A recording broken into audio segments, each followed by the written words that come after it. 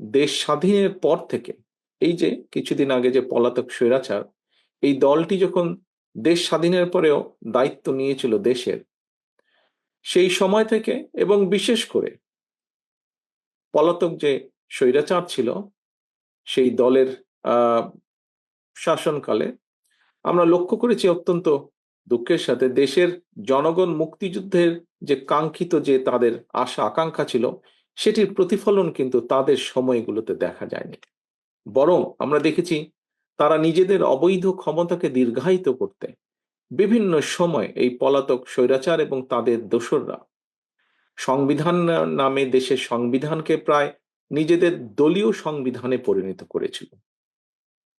এমন বাস্তবতায় বাংলাদেশ জাতীয়তাবাদী দল বিএনপি মনে করে মুক্তিযুদ্ধের মাধ্যমে অর্জিত সংবিধানে সাম্য, মানবিক মর্যাদা, সামাজিক সুবিচারের মূল যে মন্ত্র সেটিকে অক্ষুণ্ণ রেখে সংবিধানে সময় উপযোগী সংস্কারের কোনো বিকল্প নেই।